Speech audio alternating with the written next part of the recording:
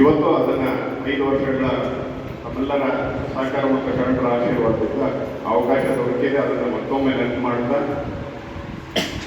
ಇವತ್ತು ಏನು ಈ ಆಧುನಿಕ ಲಾಂಡ್ರಿ ಉದ್ಘಾಟನೆ ಆಗಿದೆ, ಅದಕ್ಕೆ ಮೂಲ ಕಾರಣೆಗೋಸ್ಕರ ಇಲ್ಲಿರುವಂಥ ಟೀಚರ್ ಇನ್ಯಾರು ಅದರಲ್ಲಿ ಮತ್ತೆ ಎರಡು ಸಂಸ್ಥೆಯನ್ನು ಬೇಡ, ವಿಜಯ್ ಕುಮಾರ್ ಅವರು ಮತ್ತು ಸಮಾಜದ ಎಲ್ಲ ಬಂಧುಗಳು ಅವರ ಅಪೇಕ್ಷೆ ಇದೆ. ಆದರೆ ಅತಿ ಹೆಚ್ಚು ಇದಕ್ಕೆ ಶ್ರಮ ಹಾಕಿರೋರು ಯಾರು ಅಂತ ಟೀಚರ್.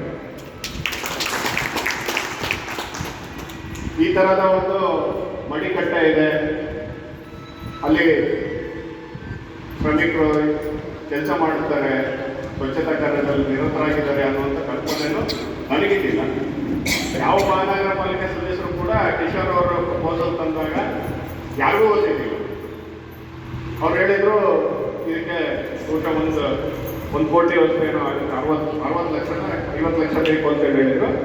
ಅವತ್ತು ನಾನು ಹೇಳಿದೆ 50-60 ಲಕ್ಷ ಬೇಡ, ಸ್ವಲ್ಪ ಚೆನ್ನಾಗೇ ಮಾಡಿಸಿ, ಅದಕ್ಕೆ ಎಷ್ಟು ಸಾಧ್ಯನೋ ಅಷ್ಟು ನಾವು ಅನುದಾನವನ್ನು ಒದಗಿಸೋಣ ಅಂತೇಳಿ ಆವತ್ತಿನ ಮೇಯರ್ಗಳಿಗೆ, ಸ್ಥಾಯಿ ಸಮಿತಿ ಅಧ್ಯಕ್ಷರುಗಳಿಗೆ ಕಿಶೋರ್ ಅವರ ರೆಪ್ರೆಸೆಂಟೇಷನನ್ನು ತಗೊಂಡು ನಾವು ಅದನ್ನು ಇಂಡಿಯನ್ ಆಯಿಲ್ ಕಂಪನಿಯಿಂದ CSR ಆಕ್ಟಿವಿಟಿಗೆ ನಾವು DC ಆಫೀಸಿಗೆ ಪ್ರಪೋಸಲ್ ಕಳಿಸಿದ್ವಿ. 1 ಕೋಟಿ ರೂಪಾಯಿನ ಅವರೇ ಕೊಡಬೇಕು, ಅವರೇ ಇದನ್ನು ಮಷಿನರಿನ ಇನ್ಸ್ಟಾಲ್ ಮಾಡಬೇಕು, ಪಾಲಿಕೆಗೂ ಹೊರೆ ಆಗಲ್ಲ.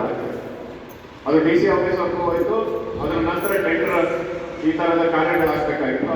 ಅದ್ರ ಮಧ್ಯೆ ನಮ್ಮ ಸರ್ಕಾರಗಳು ಬದಲಾಯಿತು. 2 ಸರಿ ಟೆಂಡರ್, ಫಸ್ಟ್ ಒಂದು ಸರಿ ಟೆಂಡರ್ ಆಯಿತು, ಟೆಕ್ನಿಕಲ್ ಕಾರಣ ಕ್ಯಾನ್ಸಲ್ ಆಯಿತು. ಆಮೇಲೆ ಒಟ್ಟು ಈ ಪ್ರೋಸೆಸ್ಸಲ್ಲಿ 1.5 ವರ್ಷ ಕಿಶೋರ್ ಅವರು ಮಹಾನಗರ ಪಾಲಿಕೆಗೆ ಅಡ್ಡಾಡಿದ್ದಾರೆ. ಅದಕ್ಕೆ ನಾನೇ ತರಿಸಿ ಮತ್ತು ಅದರ ಒಟ್ಟು ಪೂರ್ಣ ಕ್ರೆಡಿಟ್ ಅವ್ರಿಗೆ ಸಲ್ಲಬೇಕು. ಮತ್ತು ಸಮಾಜದ ಮುಖಂಡರು ಅವರ ಒತ್ತಾಯ 3 ಪ್ರತಿಭಾ ಪುರಸ್ಕಾರ ಟೇಬಲ್, ಅದರ ಕೊಟೇಶನ್ ಫೈಲ್ ಅಧಿಕಾರಿ ಹಂತದಲ್ಲಿ ಫಾಲೋ ಅಪ್ ಮಾಡಿರುವಂಥದ್ದು ಕಿಶೋರ್.